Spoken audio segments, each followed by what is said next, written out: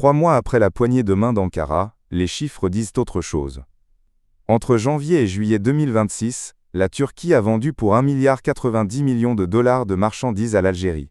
C'est presque 19% de moins qu'un an plus tôt.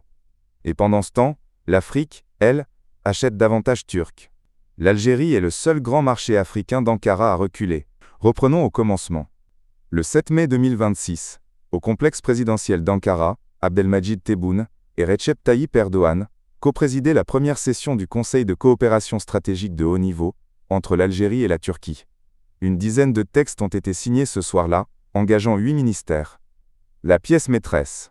Une déclaration ouvrant les négociations sur un accord commercial préférentiel, paraphé par le ministre du Commerce extérieur Kamel Rezic et son homologue turc Ömer Bolat. L'objectif affiché par le chef de l'État était clair. 10 milliards de dollars d'échanges et d'investissements à l'horizon 2030. Les données diffusées le 19 août par l'agence turque Anadolu, compilées à partir des statistiques des exportateurs, racontent une trajectoire inverse. 1,90 milliard de dollars sur 7 mois, contre environ 1,340 milliard l'année précédente. Sur le seul mois de juillet, le recul est de 5,8% à 142,5 millions de dollars. Or, sur la même période, les exportations turques vers l'ensemble du continent africain ont atteint 13,3 milliards de dollars, en hausse de 12,6%. Dans le classement africain établi par l'agence turque, l'Algérie glisse à la 4e place. Le premier client est le Maroc, avec 2,430 milliards de dollars, en progression de 11,7%. Vient ensuite, Égypte, 2,3 milliards, en hausse de 26%. Puis la Libye, 1,590 milliards. L'Algérie arrive derrière, et la Tunisie ferme la marche avec plus de 720 millions. Le paradoxe, le Maroc taxe et achète, l'Algérie ne taxe pas et n'achète plus. Voilà où le dossier devient contre-intuitif. Le Maroc et la Turquie sont liés par un accord de libre-échange signé en 2004. Cet accord a creusé un déficit tel que Rabat a fini par réagir. En octobre 2020, le gouvernement marocain a approuvé un avenant imposant, pour 5 ans, des droits de douane atteignant 90% du tarif appliqué aux produits industriels turcs. Le Royaume obtenait aussi une liste négative de plus de 1200 produits. Textiles, cuir, automobiles, métallurgie, bois, électricité.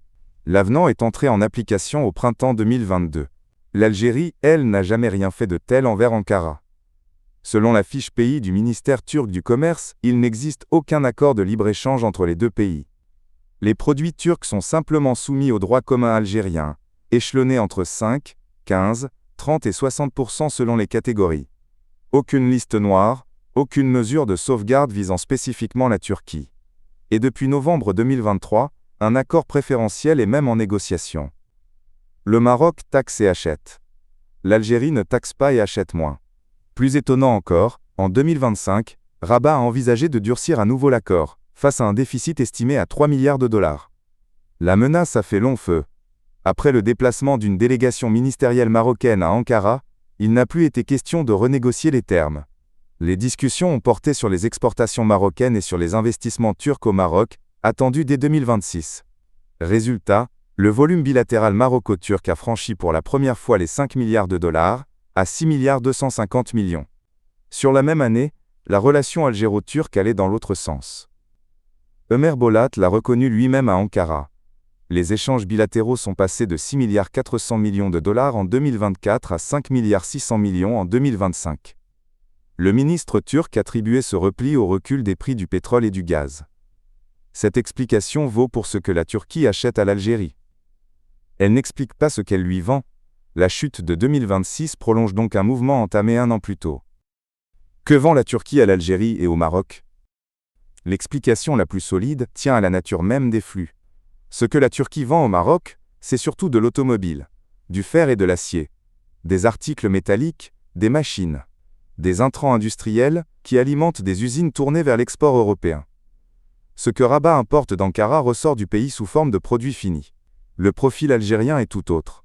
En 2025, l'agriculture et l'agroalimentaire arrivaient en tête avec 682 millions de dollars, soit plus du quart du total, devant les machines, la sidérurgie, les plastiques et la chimie. Or, l'agroalimentaire et les biens de consommation sont exactement les catégories que la régulation algérienne des importations cible depuis un an. Depuis juillet 2025, le programme prévisionnel d'importation conditionne la domiciliation bancaire et le dédouanement à une validation préalable du ministère du Commerce extérieur. Le dispositif a été reconduit pour le premier semestre 2026, puis prorogé et étendu.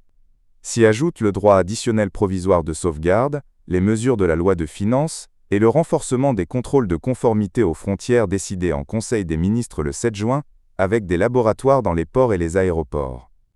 Le 18 août, les douanes ont mis en service leur guichet électronique unique. Une précaution s'impose ici. L'agence Anadolu n'avance aucune explication à ce recul algérien. Ni Alger ni Ankara n'ont commenté publiquement ces chiffres. Le lien avec le dispositif de contrôle des importations reste une hypothèse. Solide, mais non établie. Les échanges sino-algériens sont-ils la cause du chute des échanges avec la Turquie? Si le verrou algérien était général, tous les fournisseurs reculeraient. Ce n'est pas le cas. Selon l'ambassadeur de Chine à Alger, Dong Guangli, les échanges sino-algériens ont atteint 9 milliards de dollars au premier semestre 2026, en hausse de 28%, après plus de 15 milliards sur l'ensemble de l'année précédente. Les importations de véhicules chinois ont explosé, 143 000 unités en 6 mois selon les douanes algériennes. À l'inverse, la France recule aussi. Ses exportations vers l'Algérie sont tombées à 4 milliards d'euros sur un an, avec des chutes de 60% dans l'agroalimentaire. Ce que l'Algérie garde, et ce qui se joue maintenant, réduire cette relation aux seules ventes turques serait une erreur de perspective. Ömer Bolat rappelait en mai que l'Algérie reste le 3e partenaire commercial de la Turquie en Afrique et son 7e marché mondial pour les entreprises du bâtiment. 687 projets réalisés, 24 milliards de dollars de volume d'affaires cumulé. L'Algérie est aussi le 2e fournisseur de gaz naturel liquéfié de la Turquie, avec 1 620 000 tonnes au premier semestre. Et une autre lecture est possible. Si l'Algérie achète moins de produits turcs, c'est peut-être parce qu'elle en fabrique davantage sur son sol. Le sidérurgiste Tosyali a annoncé en avril un plan de 2,5 milliards de dollars pour porter la capacité de son complexe de Béthua, près d'Oran, de 6,5 millions à près de 10 millions de tonnes par an, dont 700 000 tonnes d'acier plat destinées à l'industrie automobile locale dès le 3e trimestre. En février, le groupe Hayat a lancé une usine de papier à Relizane, 13,4 milliards de dinars, près d'1 millier d'emplois, présentée comme réductrice d'importation. Ce qu'il faut retenir tient en une phrase. Les deux trajectoires divergent au moment précis où le discours politique algéro-turc atteint son plus haut niveau. Pendant que Rabat et Ankara parlent d'élargir leur libre-échange, l'accord préférentiel algéro-turc, ouvert depuis novembre 2023, n'est toujours pas conclu. Et l'objectif des 10 milliards de dollars, annoncé à court terme en 2023, promis pour 2025 l'année suivante, est désormais fixé à 2030. Abonnez-vous à Algérie News en direct pour suivre la suite de ce dossier.